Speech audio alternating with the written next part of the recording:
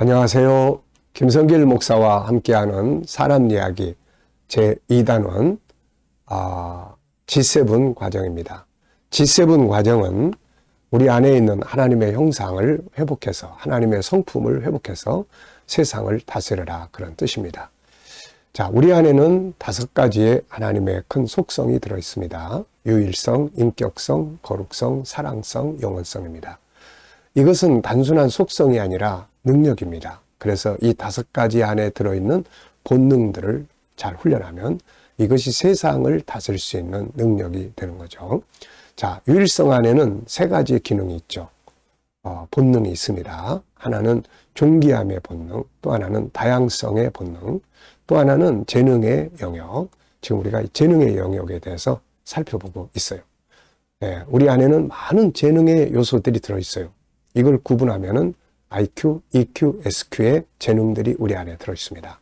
이걸 이제 찾아내야죠. 찾아내고 훈련하면 세상을 다스리는 능력이 됩니다. 그리고 이제 인격성 안에는 또 3가지의 기능이, 본능이 들어있어요. 생각하는 능력, 그 다음에 또 자유의 능력, 그 다음에 소통하는 능력. 자, 그리고 이제 거룩성으로 넘어가면은 역시 이 안에서도 3가지의 중요한 기능이 있습니다. 하나님과의 관계를 갖는 종교적 기능, 영성의 기능이 있고, 2번째는 보석같이 빛나는 작은 성품들의 본능이 있습니다. 그 다음에는 사람은 동물과 달리 잘잘못을 구분할 줄 알고 또 좋은 길을 찾아갈 수 있는 컨설팅의 능력이 들어있습니다. 그리고 이제 사랑성으로 넘어가면 채워야 될 사랑과 나눠야 될 사랑이 있죠. 채움이 없이 나눔만 갖다 보면 번아웃이 오게 됩니다. 또 채우기만 하고 나눔이 없으면은 무기력에 빠지게 되고 의미가 없어지게 됩니다. 그리고 이제 영원성 속에는 천국에서 영생하는 성품인데요. 이 속에는 또 3가지의 본능이 나타납니다.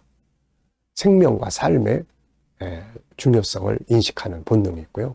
또 하나는 변화와 발전을 추구하는 본능이 있어요. 그 다음에는 행복하게 살고 싶은 본능이 있어요.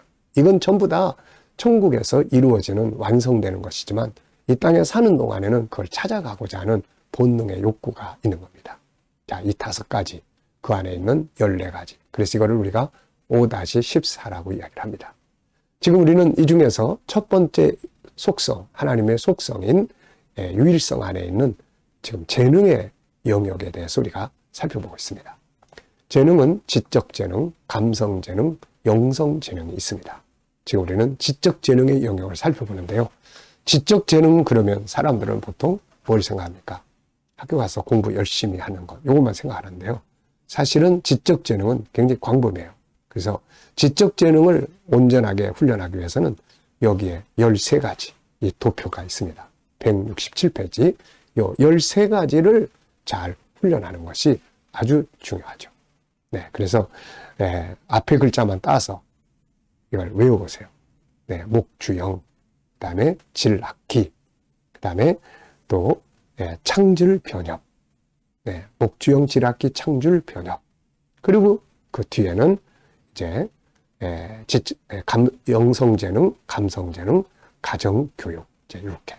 그러면 이게 이제 13가지예요. 그래서 요거를 우리가 잘 훈련을 하면 아주 효과적인 지적 재능을 키워갈 수가 있습니다.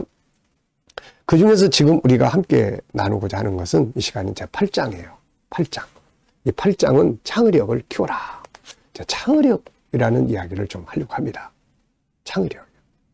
공부를 하더라도 기계적으로 하는 아이가 있고 생각을 해서 창의력, 응용을 하고 더 발전시키는 사람이 있죠. 이게 우리나라의 교육은 창의적인 것이 좀 떨어져요. 그래서 공부를 항상 기계적으로 하게 합니다. 기계적으로. 그러다 보니까 외우고 익혀서 그것만 문제를 푸는 데는 익숙한데 이걸 나중에 제대로 응용을 못하고 활용을 못하는 거예요. 상상력이 떨어지고 창의력이 떨어지기 때문에 그래요. 그래서 지적 재능을 키우기 위해서는 이 창의력을 키우는 방법, 이걸 아주 잘 우리가 기억하고 훈련을 해야 합니다. 우리 부모님들은 이런 방법들을 좀 잘 기억하셔가지고 아이들에게 그냥 늘 일상적인 대화만 하지 말고 아이들의 창의력을 꺼내줄 수 있는 그런 대화를 할 수 있어야 되죠.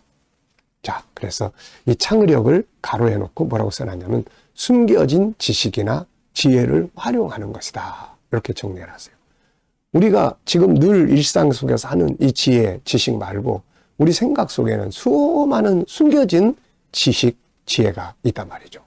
이거를 꺼내서 사용을 하면 지금까지 사용한 것보다 훨씬 좋은 결과를 만들어내고 그걸 끌어내서 사용하는 사람들에 의해서 문명이 발전을 하게 되는 겁니다. 자, 오늘 이 시간 8-1에 대한 이야기, 창의력의 의미와 중요성 이야기를 하겠습니다. 168페이지 보겠습니다. 인간은 하나님을 닮은 존재다. 그래서 창조적 능력을 가지고 있다. 하나님이 태초에 천지를 창조하셨어요. 그러니까 이 천지 창조의 현재는 하나님의 생각 속에서 나온 거죠. 그러니까 먼저 하나님의 창의적 생각 속에서 만물이 구상되었고 그걸 현장화시킨 거예요. 창조에는 무에서 유를 창조하는 것이 있고 유에서 유를 발견하거나 만들 수 있는 게 있고 만들어진 것들을 변화시키는 변화의 창조가 있습니다. 이 중에서 인간이 할 수 있는 창조는 바로 유에서 무를 끌어내는 창조와 변화를 만들어내는 일입니다. 유에서 유를 끌어내는 거예요. 유에서 무를 끌어내는 게 아니라 하나님은 무에서 유를 끌어냈어요. 그럼 우리는 이제 뭘 할 수 있느냐? 우리는 무에서 유를 만들어내는 거, 이건 안 되는 거예요. 이거 창조주만 할 수 있는 거예요. 그럼 우리는 만들어진 거에서 또 뭔가를 만들어낼 수 있는, 이건 우리가 할 수 있어요. 또 만들어진 것들을 변화시키는 변화의 창조, 이런 것들은 우리가 할 수가 있습니다. 예를 들면 땅속의 기름의 원료는 하나님 만들어놨어요. 이거를 땅 위로 끌어내는 요 창조는 우리 인간이 해요. 그리고 이걸 가지고 이제 뭐 다양한 제품으로 변형을 시키는 것은 우리가 합니다. 그리고 이거를 변화의 창조, 이렇게 이야기하는 거예요.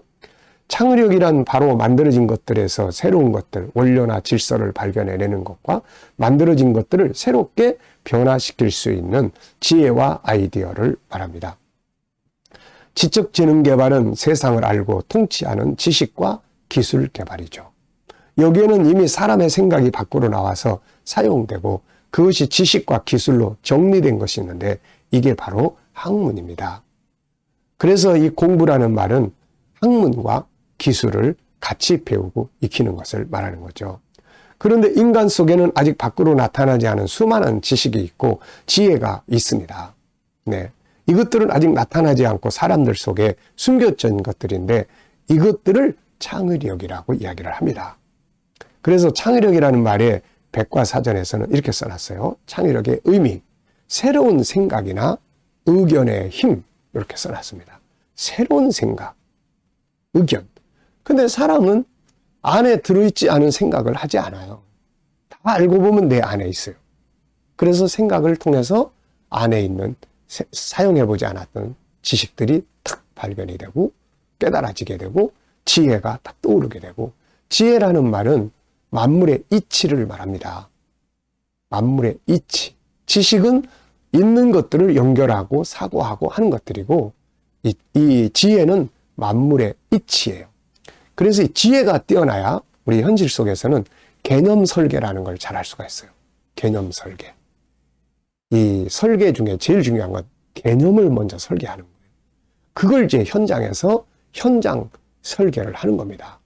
그래서 제일 비싼 게 이 개념 설계. 이게 저작권입니다. 이게. 네. 그래서 개념 설계를 할 줄 아는 사람들이 많이 나와야 되는 거죠, 이게. 자, 이것은 순차적으로 떠오르기도 하고 이미 나타난 지식과 결합을 해서 더 발전된 아이디어로 또 나타나기도 하는 거죠. 중요한 것은 이 창의력이 없으면 항상 기존 지식과 기술, 학문을 벗어날 수 없고 인간의 문명 역시 항상 그 상태에 머물 수밖에 없죠. 우리 삶에도 마찬가지예요. 새로운 창의력이 없으면 항상 그 상태에서 못 벗어나요. 그러므로 사람은 생각 속에 들어있는 새로운 지식과 지혜를 끊임없이 끌어내기 위해서 노력해야 한다. 감사한 것은 아직까지 인간이 발견하거나 만들어낸 것과 변화를 이룬 것들보다 발견되지 않은 것들과 인간이 만들어내지 못한 것들이 더 많다는 거죠. 그래서 끊임없이 새로운 것들을 찾아내고 만들고 변화시킬 수 있는 새로운 아이디어를 얻기 위해 생각의 힘, 창의력을 길러야 합니다. 미국의 심리학자인 길퍼드는 그의 저서 지성의 자연에서 창의력을 지적 특성으로 보았으며 7가지 지적 능력의 요소를 제시했습니다. 창의력은 지적 특성으로 본 거죠. 첫째, 문제를 볼 줄 아는 능력. 둘째, 주어진 시간 안에 보다 많은 아이디어를 생각하는 능력. 셋째, 보다 융통성 있는 사고 능력. 넷째, 정보를 분석하고 종합하는 능력. 다섯째, 창의적인 사고 능력. 여섯째, 주어진 의미를 다시 정의하는 능력. 변화죠. 일곱째, 조잡한 것을 정교하게 만드는 능력.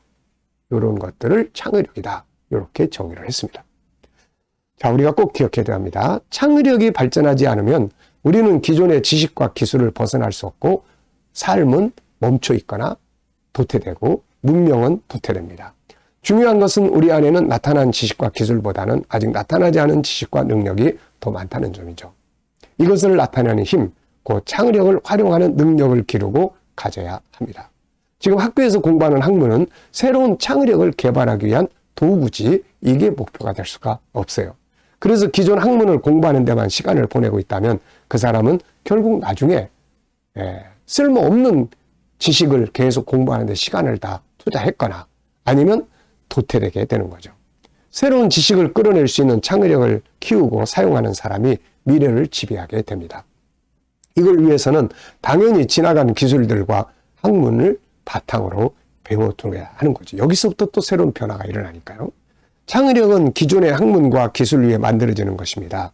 그러므로 기존의 학문과 기술을 소중히 여기고 공부하되 여기서 끝나지 않고 이것을 바탕으로 한 새로운 창의력을 만들어낼 수 있는 훈련이 이루어져야 되는 거죠. 자, 이 시간 여기서 마치겠습니다. 감사합니다.